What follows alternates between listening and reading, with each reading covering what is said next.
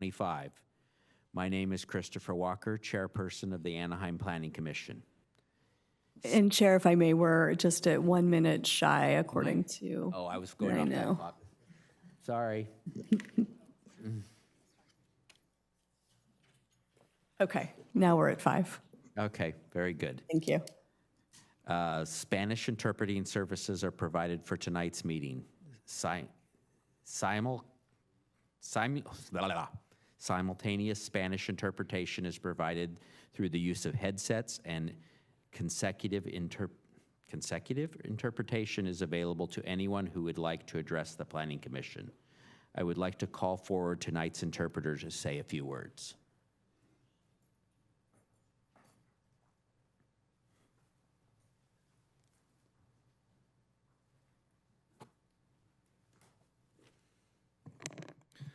Se proveerá interpretación al español en esta junta de manera simultánea para los que quieran escuchar y de manera consecutiva para los que quieran presentar sus opiniones, pasando con los dispositivos que están en la mesa. Thank you. As a reminder, Planning Commission meetings are broadcast on all our channels, including on the web, Anaheim TV Channel 3. The first order of business is to salute our flag. Commissioner Castro will lead us in the flag salute. Please stand if able and place your right over your heart. Ready? I pledge allegiance to the flag of the United States.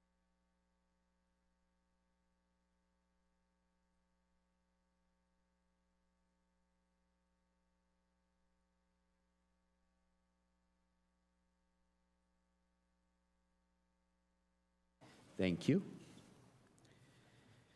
Next, I will ask Planning Commission Secretary to take a verbal roll call vote of all Planning Commissioners. Chair Walker, Present. Vice Chair Tran Martin, Present. Commissioner Lieberman, Here. Commissioner Perez, Commissioner Castro, Here. Commissioner Abdul Rahman, Yeah. Commissioner Kelly. Here. We have a quorum. Thank you. If you would all please silence your electronic communication devices so that they don't disrupt the proceeding, we would appreciate that. Today we have a workshop on our agenda. I would ask members of the public who wish to speak during the workshop to please complete a yellow speaker card and give it to staff if you have not already done so. The cards can be found at the table at the entrance. Please keep your remarks as brief as you can. We are influenced more by the content than the length of the presentation. First, we provide an opportunity for any member of the public to speak on items of interest to the public that are within the subject matter jurisdiction of the committee. Is there anybody who would like to speak at this time? Come on forward, sir.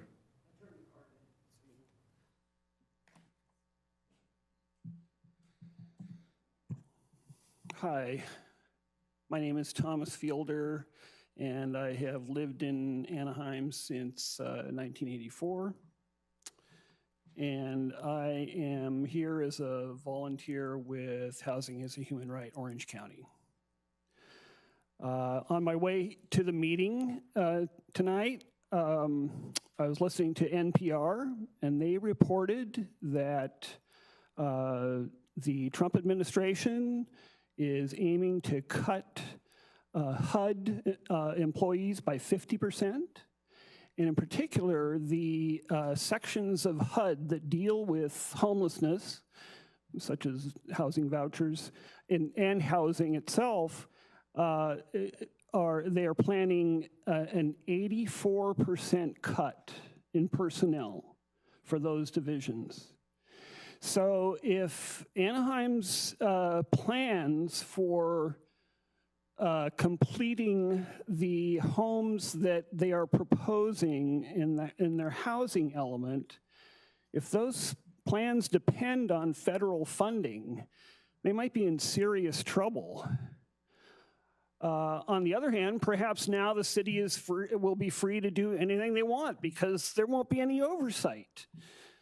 But you'd better be prepared for a surge in homelessness if housing development is scaled back due to federal cuts.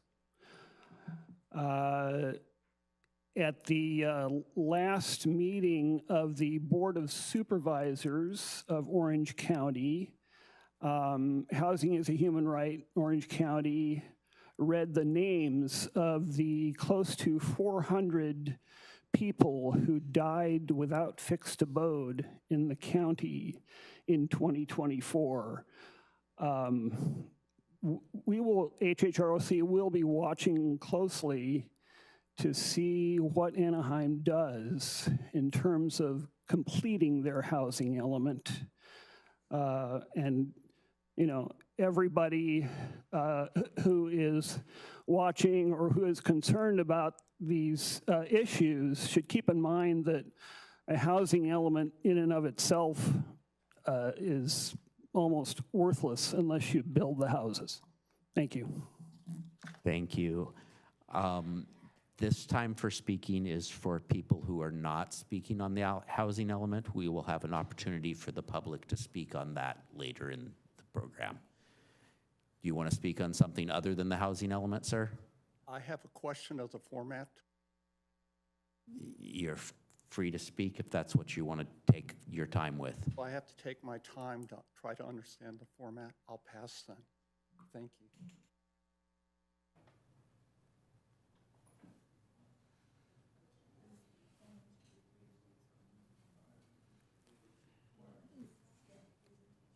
Yeah. So the format tonight is basically a staff presentation, comments from the Planning Commission, the Housing Element Update Commission, and then the public. And then we're done. It's that simple.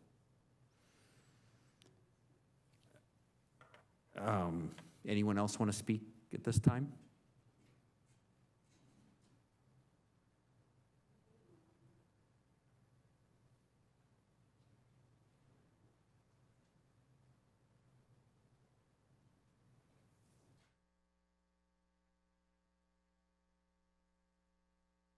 This mean I've used 26 seconds? No, that's the amount remaining from the last speaker.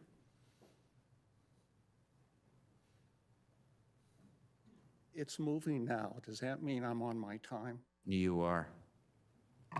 Okay.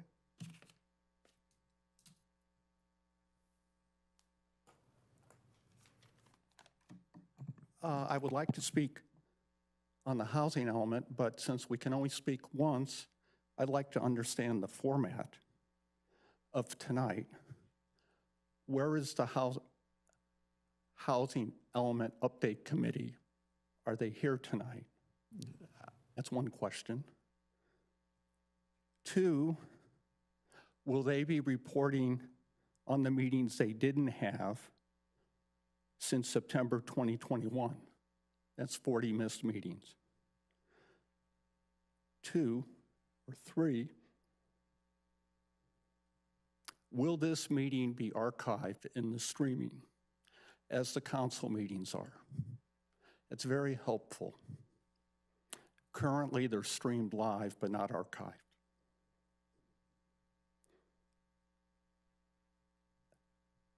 Well, I have 2 minutes left. But I can't speak on the other issue yet, and I can't bank my time. So I'll discuss the Planning Commission's response on the fire threat in Anaheim Hills. It left a bit to be desired during the SALT development hearings. I direct you to Bill Erickson's comment on that night, where he showed how the developer gamed the fire protection system. He presented one plan for the paperwork early in the process, kept it there concerning 7 houses. Then they deleted the 7 houses from the project, but left them in the paperwork. So they got the benefit of what those 7 houses would do for fire protection, but they had no intentions of going through and building those. The city was notified of that and yet left those 7 houses in the paperwork. Both the Planning Commission missed it, the staff missed it, and the council missed it. It took a resident, Bill Erickson, to bring it to the attention at the last minute. That's a little troubling, especially since there's been the big LA fire since. I hope tonight during the housing element, I was going to speak in greater detail on that, but since I'm not allowed to, I'll save you 17 seconds. Thank you, sir. Anybody else wish to speak?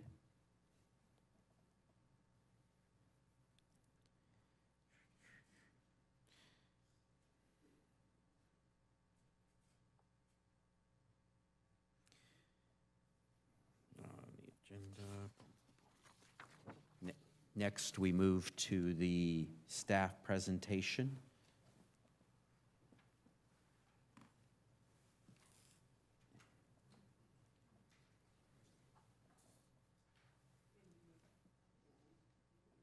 Good evening, Chair Walker, Commission, members of the HEUC and public. I'm Heather Allen. I'm the Acting Director for Planning and Building.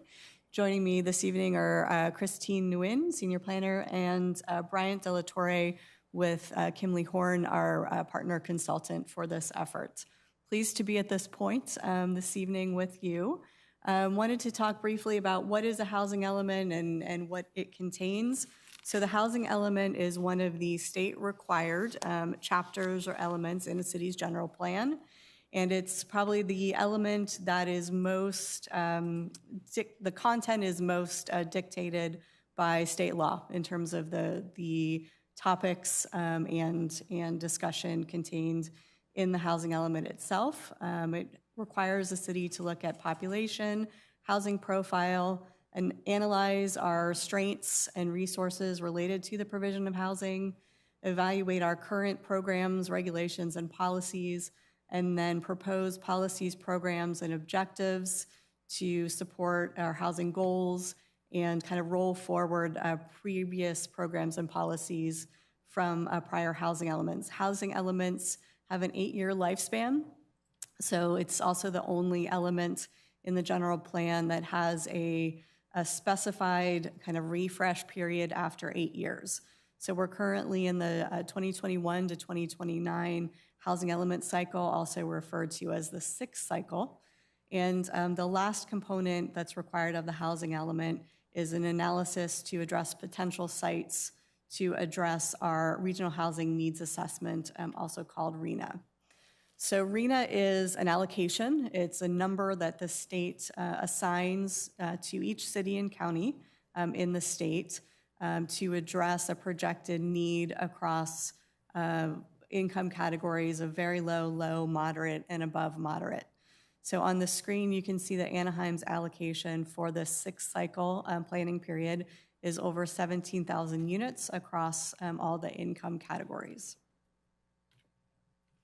So taking all of that kind of framework, again, provided in state law, our element is set up in 4 sections: the introduction, the community profile, our analysis of constraints and resources, the housing policy program, and then 3 appendices. Appendix A is the review of past performance. B is that adequate site analysis, where we look at how we can accommodate RHNA. And Appendix C is the report on our community outreach engagement associated with this effort. So we began back in March of 2021 with a community workshop, had 2 additional community workshops in that first year of 2021, again with the initial goal and thought that we were moving forward, submitting to the state at the start of that planning period of 2021. During that time period, we also did identify the Housing Element Update Committee, which is a group of staff recommended and council recommended appointees to guide us in the process. So we did have 7 meetings in that first year. that really helped us form both the policies in Section 4 and the sites identified in Appendix B. We also held workshops leading up to that first release of the public review draft with both Planning Commission as well as Housing and Community Development Commission and the City Council prior to releasing our, or during the time period when we released our first draft for public review back in August of 2021, and that had a 30-day public review period. Comments received during that time informed what we brought forward to the Planning Commission and ultimately the City Council for submittal to the state. Each time we do submit subsequent drafts to the state, there is also public review required. You can see on the screen that when we submitted our drafts in 22, 23, and twice in 24, we posted and provided the required notification to interested parties at that time. So we submitted our first draft to HCD in October 2021, again, based on Planning Commission's recommendation and Council's direction. We received the comment letter back in its 30-day review period in December 2021, and then we spent the next several years working through HCD's comments and providing response to clarify information within the draft element, help substantiate our analysis for the sites that we identified, and also work through some of the details on the policies, as well as tightened up some of the timeframes by which the city would comply. So we are very pleased that in January 2025, we received notification that the draft housing element meets the statutory requirements of state law.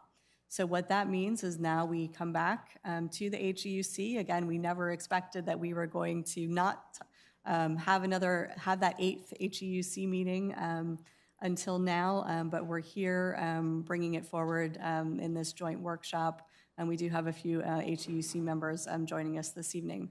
So we're here again to kind of show where we are today in advance of the public hearings before the Planning Commission in April, and then adoption before the Council, Planning Commission hearing in March, and adoption before the City Council in April. Once the City Council takes our action, then we submit the document one last time to HCD, along with the rezone program, which we had a workshop on a few weeks ago. That'll be coming through its public hearing process, and both together go back up to HCD for their final certification. So I wanted to talk a bit about the policy program So this is Section 4 in the plan. We identified 5 different buckets of policy strategies: housing production, housing conservation and preservation, housing quality and design, housing rehabilitation, and affordable housing opportunities. So as we'll see on the next few screens, we have a number of policies, programs, implementation actions that came from our discussion with the HEUC, were informed by discussions with the Planning Commission and Council, and then continued to, I guess, fine-tune through our review with HCD. So in the housing production area, we actually have 24 different policies. For each policy, we identify the responsible party or parties within the city organizations, a funding source, and a timeline to achieve compliance. So it could be an ongoing program. It could be something that is coming forward to you as a rezone item here in the next few meetings. It could be something that has a later time frame within the planning period ending in 2029, something that we review midway through to see how we're doing. So depending on what the program is, it has a different timeline based on meeting the objectives of the general plan, of the housing element. With respect to housing conservation and preservation, we have 5 different policies, programs that you can see on the screen. Housing quality and design, housing rehabilitation,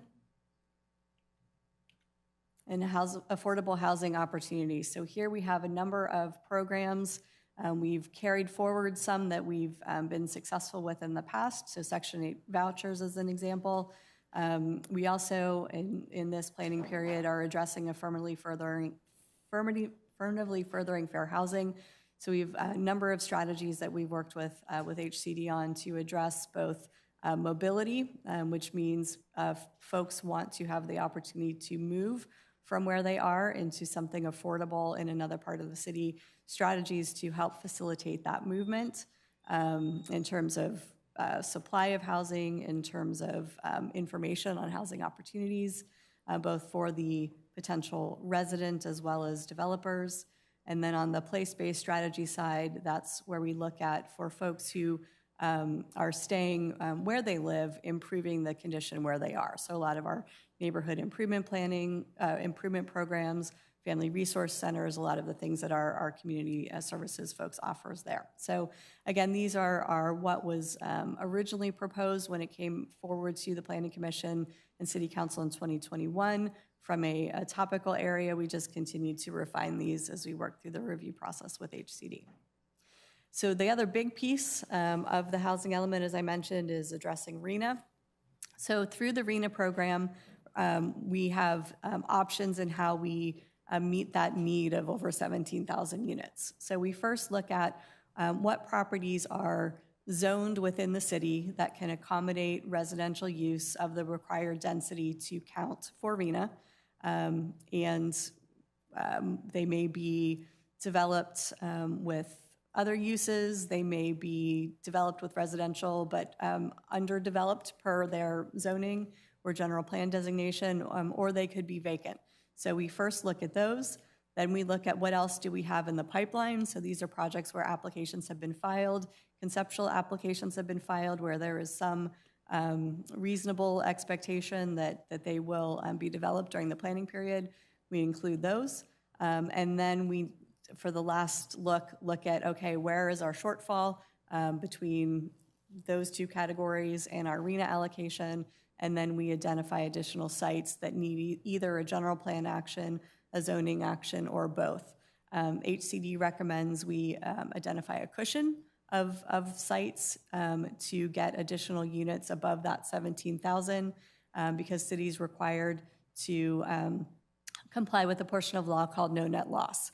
So if we at some point develop properties that were supposed to or were identified for one income category, but they end up developing for a different income category or a different number of units, we need to make sure we have a surplus in our candidate site inventory.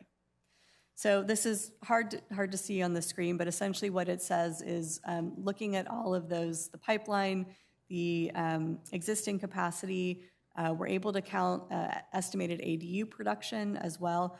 We exceed the candidate sites alone, exceed RHNA, and then we're pulling in additional units from pipeline and ADU. So we through our rezone program, our general plan amendment, our pipeline projects, our ADU sites, and our existing projects, we have both met RHNA as well as having a cushion should we need it.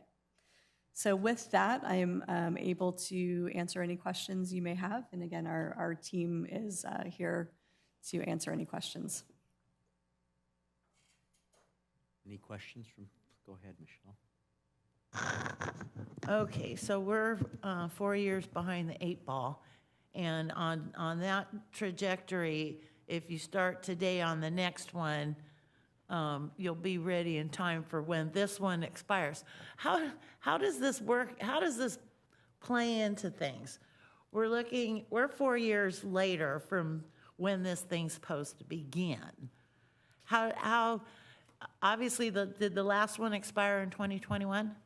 Certainly. So yes, the fifth cycle ended 2021. So we've continued as if this has been adopted. So in terms of implementing all of the policy program actions, that's been a work plan that we've continued to execute. So we haven't said, oh, we're going to wait till this is done. So in terms of continuing to implement all of the ongoing programs, that's been happening. Transitional and supportive housing was an amendment we brought forward. So we've continued to implement as if it's been in place. Okay, thank you. Anyone else? Just one point of clarification. So we didn't adopt in 2021. but how many houses have we built? How many units have we built already in the 8-year or 9-year period? Sure. So one of the requirements that we have is to report out annually. So we look at both production as well as policy implementation. So Christy's working on that right now, and we report out, typically it's the last city council meeting of March, is we're required to report that to the state by April 1st. So we can certainly forward that information to you when it's completed for this year. Okay, I appreciate it, thank you. Anybody else? I see that the sites, the candidate sites for each district, I don't know why we have like different percentage between the district. Certainly. So good question. So essentially, we're looking at very different kind of existing conditions. So District 1 and District 2 have a lot of existing development, a lot of existing residential development, where it would be, you're not going to turn over that existing residential development, versus the Platinum Triangle has a lot of areas that were planned for housing that have not yet developed housing, or areas where housing was not initially planned, but we could take areas that were identified for office and commercial and add the ability to do housing. So when the HEUC met and worked with feedback from the community for the various surveys that were conducted as well, it was with an eye to what makes sense based on available land versus what's on the ground today. So that's why you see the differences. Anyone else? Go ahead, Michelle.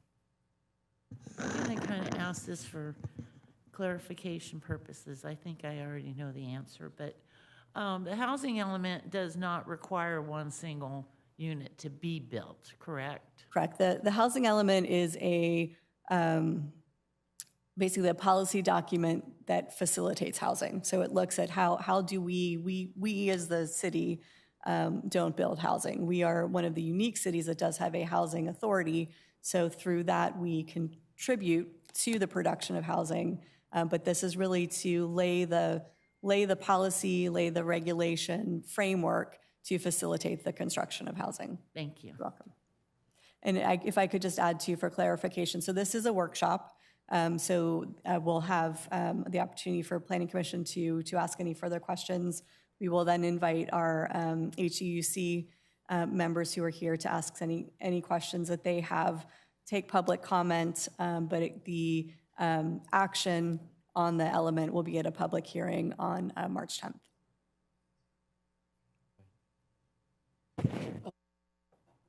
Oh, is there a map of where the candidate sites are? Sure. So we have multiple. So on these, I think I've got 5 or 6 slides. So you can see by district, and they are color-coded. So the yellow are sites, so generally in this slide along Beach Boulevard, where residential is already a permitted use and has not yet been constructed. So they're in that bucket. The green are sites where we have a pipeline project. So somebody has made an application to do a residential development that we counted in our analysis. And then on this slide, I don't see any red. So we'll walk through. So this is moving into District 2. Again, you can see sites that currently allow, plus pipeline projects. And then here you start getting into area where you start adding in sites where we've identified that there could be residential subject to a general plan amendment. So this is kind of northern portion of the city of District 3. Some of these sites are successor agency or housing authority sites as well. And anything that is red in color is one that would be coming forward in the general plan update item for the land use change. So here you can see we're starting to get into Platinum Triangle. So the red on this screen in District 4 is our properties within the Platinum Triangle, many of which were previously planned for an office or commercial, but this would add the ability to do residential.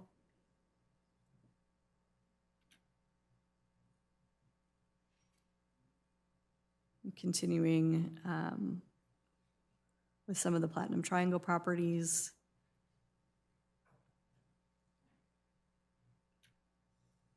And then in District 6, we've got properties in Anaheim Canyon-specific plan as well. And all of this information is also in the housing element, if folks want to take a closer look. So.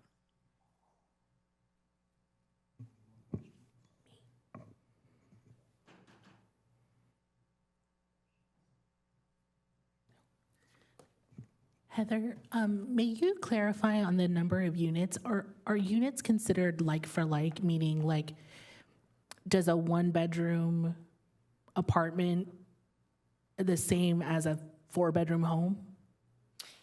So a unit is actually a dwelling unit. So if you did a 20-unit apartment, that would be 20 units. If you build a duplex, it would be 2.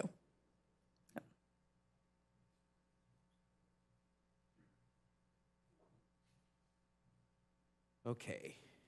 I'd like to open it for questions from the Housing Element Update Committee for staff. Any questions from any committee members?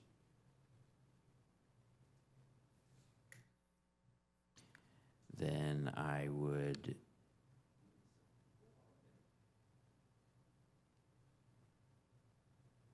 open for public comments, if you would call.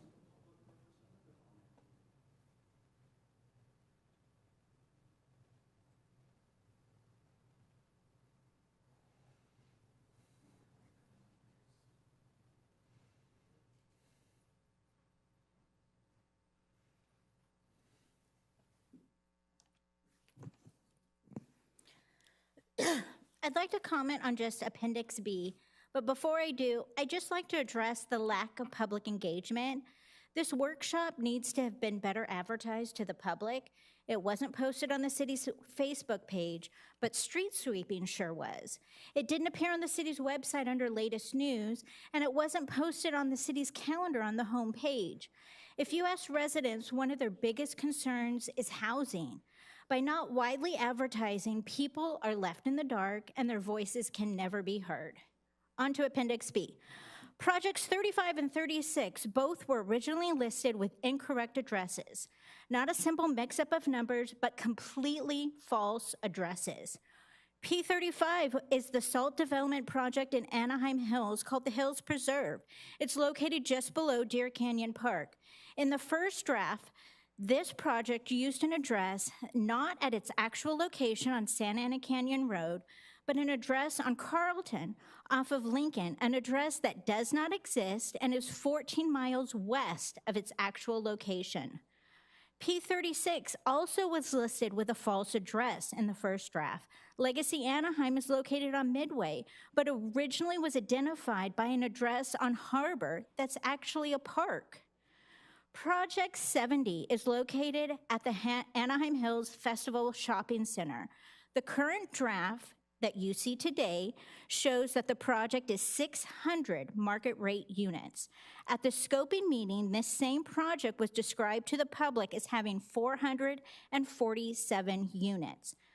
While a difference of 150 units might not be a big deal considering the entire scope of the draft, if you happen to live next door to the project, 150 more units with 300 more cars on an already impassable evacuation route in a high fire zone, it gets really concerning.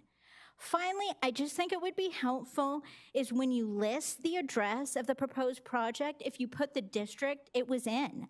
Many people are misinformed that believe District 6 does not do its part in the housing development, but you can see from the slides, it accounts for 20% as it should.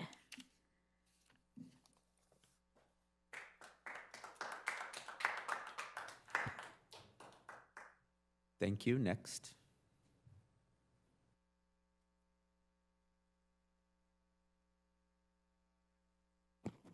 Good evening, Chair, members of the committee. My name is Cesar Covarrubias. I'm the Executive Director of the Kennedy Commission.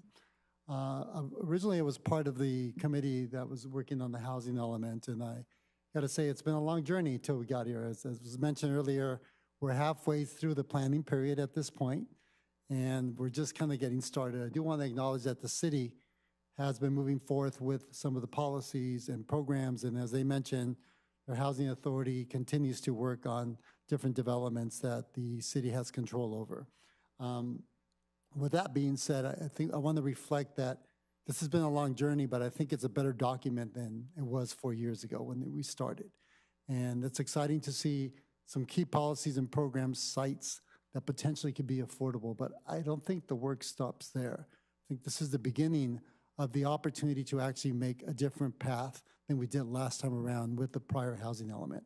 Just as a quick reminder, the past housing element had a RENA number of roughly about 5,000 units, 5,200 units for low, very low, above moderate, and moderate. The city actually exceeded those numbers. They produced over 8,700 units, I believe, in the last planning period. But the majority at above market, at above moderate and market, and only about 250 or so at low, very low.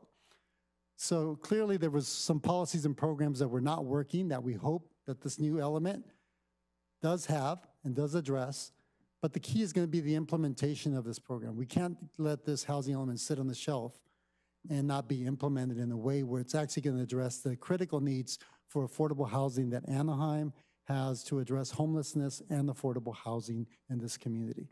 So again, thank you for all the work that's gone into this, and I look forward to the opportunity to continue to work to make sure that this housing element creates housing for working families here in Anaheim.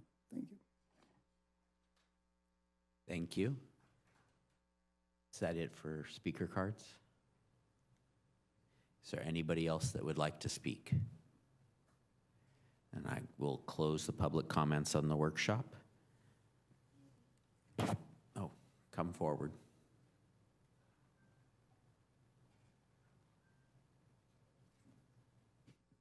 Good evening. My name is Stephanie, and I just want to know who is on the Housing Element Update Committee. You asked if they had anything to say, and we're looking around at each other like they're supposed to be here. Who is on the committee, and why are residents not included on that committee? I know of one resident who politely inquired time and time again, and they were met with no comments. So who is on the housing committee? I don't have an answer for you, ma'am. So we're having a workshop here, and the housing committee is not included, or it's not public? Is that transparent? I think this is a question for city staff, because Yeah. we wouldn't know. How can we, I'm sorry, forgive me. And staff would be the one who put the committee together and knows how it was. How can we have a workshop without the committee? The committee has the plan to be here. They have the ability to be here. They knew about it, but I don't have an answer for you as to who or how it was done. Thank you. Who is on the committee, and how do we get that information, and why have they not been meeting? Or at least if so, it's been meeting in secret. Again, I can only inquire on staff. So do you have anything else you'd like to ask or say? It seems like the staff is quiet as well. Thank you for being honest. Thank you. And I'm appalled at the lack of transparency. And Chair, staff was just waiting for the comment to conclude before we responded. figured. Thank you. Do you guys want to answer that question or not? Certainly. So we did extend an invitation to the members of the HEUC. Several are here in the audience. One, Cesar Covarrubias, did indicate he was a member. So as I mentioned in my introductory remarks, it was a group of folks that staff recommended, as well as city council each had an appointee for their districts. We did provide a notice to an invitation to all HEUC members. with respect to kind of what happened between 2021 and 2025. The goal, the charge of the committee was really to get that public review draft document completed and into HCD. As we accomplished that back in 2021, the intent was that we would have that 8th meeting any day once we heard back from HCD on the conclusion of their review. Once we got back the comment letter from HCD and subsequent comment letters, it was really still kind of working within the same policy framework, not new policies, but drilling down on some of the details and how things would be implemented. And again, working to further explain why, with the committee's help, we selected the sites that we selected as candidate sites. But again, there wasn't really another deliverable that we needed for the HEUC to work on in the intervening time while we waited to get to this point. Can you tell us, Heather, how long of a wait from your first initial submission to HCD did it take before you got even a comment back? So HCD has up to 60 days to provide a comment letter. So in most cases, they would take that full 60 days. They were obviously in that initial time period working with all of the other Southern California jurisdictions as well. So they typically would take all the time that they needed. As we kind of got through to this point, we also did many kind of some informal discussions, and as we kind of check things off our to-do list, they shortened their review where feasible, but generally it's a 60-day turnaround. Okay, thank you. Any other comments from the public?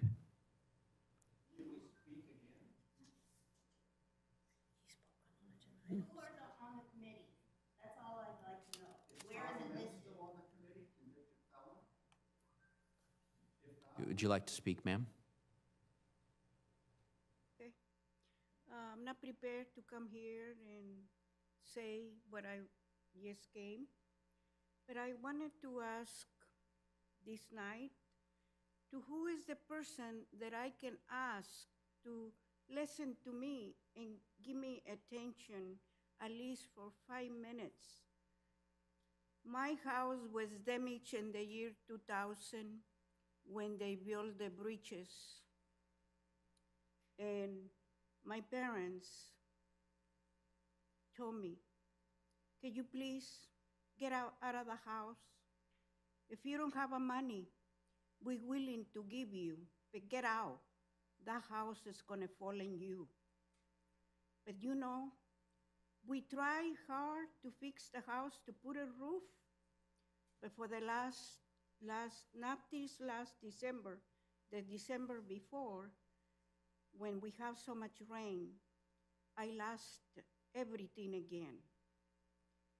So who is the person can have a little bit of time and go back in the year 2000 that I can say, I live here in this city for 55 years, and I work so hard, and then my family has to get out of this city because my house don't qualify. And they make me so sad that I live in this city because I was beat up from my neighbor. I'm recuperating little by little, but I need to talk to somebody. So, because code enforcement officers from that time retired. Officers, they work at that time, retired. So, even mayors. So, to who is the person that I can talk? Can you state your name, ma'am? Yes, my name is Maria Luz. Very I good. live here, and I still remember when Social Security used to be over there in the State College in La Palma. And then I remember when Social Security moved right at the Bank of America, And everybody, when they sees me, they're always trying to go from the other door. They never listen to me. But my house is still here, and this is the time. Even they told me when the higher prices, I don't know if my house get fixed. I'm sorry your time's up, but Mr. Ted White is at the back of the room and he'll help you. Mr. Ted White is at the back of the room and he will talk to you.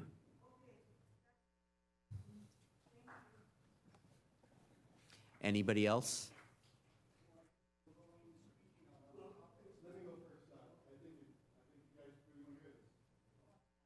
Mitch Lee.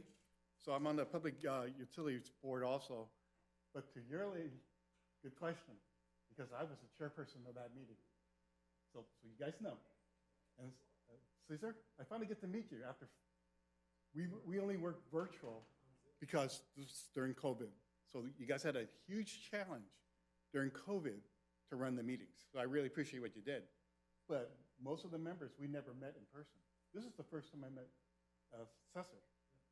And you were very outspoken, so I really appreciated that. So during the meetings, we did comment at the end of the housing element procedures that we wanted to keep the team together.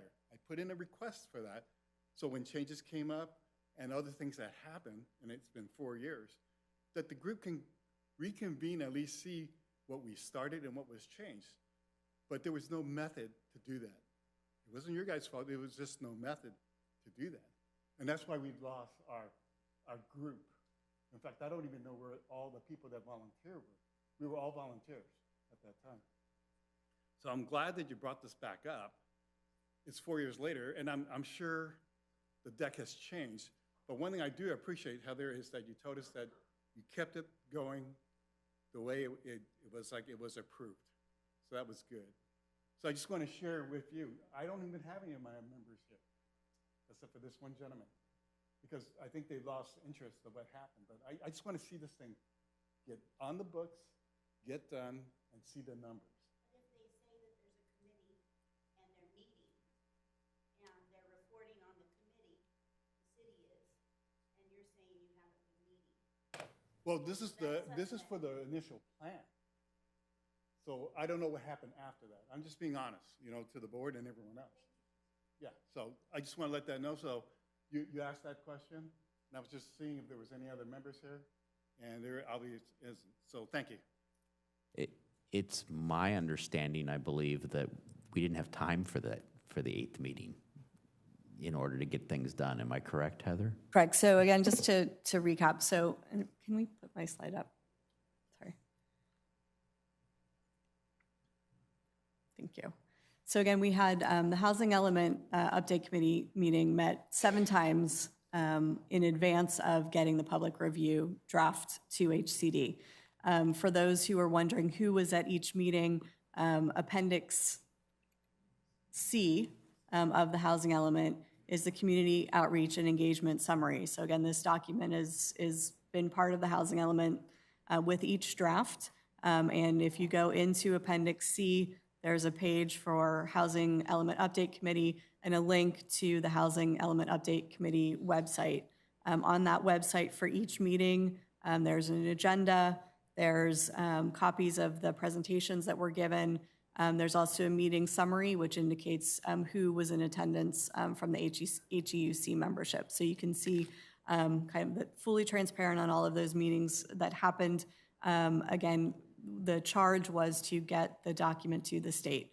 With that being done, there was not a role for so the HEC has not met since that 7th meeting prior to getting the document to the state. So we are back today for those interested members who wanted to attend this workshop. And we are, to the chair's point, we are on a schedule that we've worked with HCD on to ensure that the city remains eligible for some homeless funding. So we're here tonight in this joint workshop setting. Very good, thank you. I also wanted to just briefly mention that the website is just anaheim.net/housing element, and it also has information on there about who the committee is, what their role has been, and information about all of the meetings. Thank you so much. Of So, the housing element committees. They summarized the questions but not the answers. On the 7th summary, there was a specific question from the public comparing the housing production of the 5th cycle to the 6th cycle. That answer is not included in the written summary. And the members are listed on the website. On those members, the last time that those 7 meetings, Todd Ament, convicted felon, was on it. Is he still on it? Second, there's supposed to be public members on that committee. It specifically says public members. Are there public members still on it? Who replaced Natalie Rubicalva, who was on there as a public member at the time? I've asked repeatedly at council meetings, no answers. And specifically, the Housing Element Update Committee's mandate, as currently still on the city's website, is they were to meet through the cycle monthly. They have missed over 40 meetings in 3.5 years, monthly. And in each of the letters back from the State Housing Development, Community and Development Department, in each letter, he has a paragraph stressing the importance of public engagement throughout the planning process of the housing element. I have this in writing here, but my other written public comments for the housing element cannot be found on the city's website. So I'm reluctant to submit them that way again. And I've had no engagement with those written comments. So I've tried it through the Planning Commission. I've tried it through the Housing Element Update Committee, which hasn't met in 40 meetings. I'm reduced to 3 minutes here to try to address a 760-page document. If those 40 meetings had been held at 3 minutes per meeting, that's 2 hours. My 60 pages of notes could have easily fit in there, and there would have been engagement. There's a misunderstanding of public engagement, which I think started in the Sadu years. It isn't outreach one way. Public engagement's back and forth. Unfortunately, the city's still operating under the Sadu notion of public engagement, as is the staff. It's not listing just the questions of the public. It's answering them and give and take. That has not taken place here. And it's just very clear on a simple thing that we don't even know who's on the Housing Element Update Committee. It is not a checkbox. That is not public engagement, having this committee here tonight because there's 2 people. That's not engagement, that's outreach. I'm afraid your time's up, sir. Thank you. Anyone else wish to speak? So again, I will close the public comments for the workshop. I wanted to say, from what I've read of the housing element, it appears staff has done an excellent job. Thank you. The workshop, any other questions? The workshop is closed.